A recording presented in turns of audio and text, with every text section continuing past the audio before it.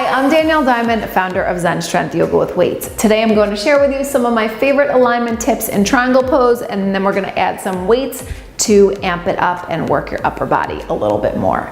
So come into a wide-legged stance, and then you'll turn I'm going to teach you from the right side. So you'll turn your right toes out to 12 o'clock. Your back toes will be at about 3 or 10, depending on how much internal rotation you can get on that left thigh.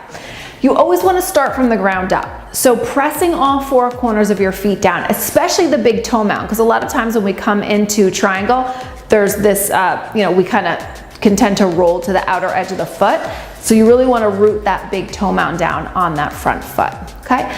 Navel in and up, and tailbone to neutral. So watch when you come to the side, you don't start to have this big arch in the low back. You really want to pull the navel in and up and actually reach it toward your back heel. So as you're pressing into the right foot, you're lifting the right kneecap, engaging the quad, pressing the thigh back, really engaging it. And then that left quad is just as active, pressing through the heel, really engaging the hamstring, okay?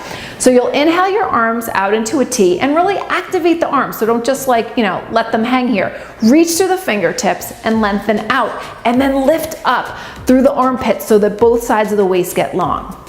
And then as you reach the right fingertips out, think about lengthening from that hip crease to the armpit. So instead of just bringing the hand down like this and getting all like scrunched up, think about length and how much can I keep both sides of the waist long using the obliques and all those other muscles in the core to bring that right hand down and the left arm up. So if I try and keep that extension on the right side, I'm not bringing my hand down that far. I can get my hand to the floor, but then see how my shoulder starts to come forward. So you can also use a block, pretend my weight's a block today, and press that palm into the block, and again, then extend out and lengthen that armpit and the shoulder toward the front of the room.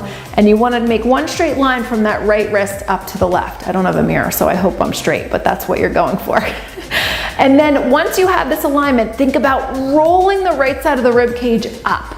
Now you can keep your gaze forward, you could keep your gaze down, right? Or you can look up at that left thumb with your right eyeball if you can get that specific. But when you open up the shoulder, you don't want to bring that hand back further than you can rotate that shoulder back. You don't want to put extra pressure on that shoulder. So just let that arm open to wherever that top shoulder opens up.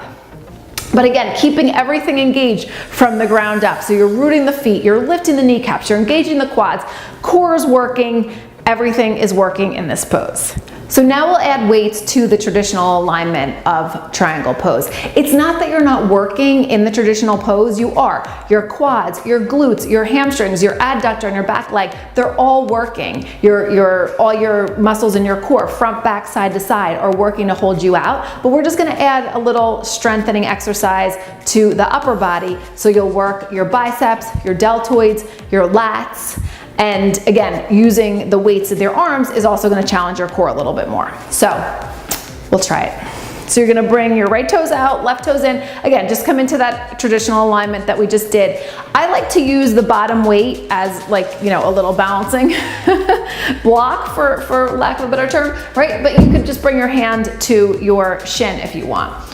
Otherwise, the weight turns up and you're gonna bring your lower hand there. So first, before you even lift the top weight up, lengthen out. So that alignment of pulling the armpit forward and creating space from the hip to the armpit, get that going on. Lift the kneecaps, get the legs engaged, tailbone toward the heel.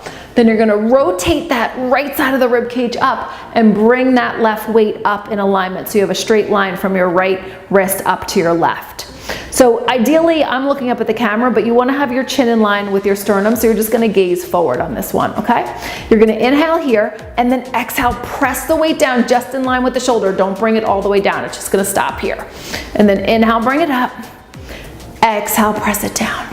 Again, don't bring the weight back behind your shoulder. You don't want to put too much tension there. You just want to keep it in alignment with the shoulder here, and then when you bring it back up. And when you press the weight down, act as if you're pressing it through something, creating that tension. So you'll see, Even in a regular class, a teacher is always, will give a bunch of instruction. You just want to focus on 1, 2, maybe 3 alignment tips at a time. When you add the weights, it gets even more challenging. So like I even felt, if you noticed, that I was starting to lose my alignment in that right side of the waist. I was starting to crunch down a little bit, so I kept trying to lengthen out. That's why you're working harder here, because it takes muscular engagement to keep in that alignment. And you'll see that when you go back and you try and just do your regular triangle pose, it's gonna be a heck of a lot easier. So I hope you like adding weights to the pose here. If you wanna see more videos like this, go to zenstrength.com.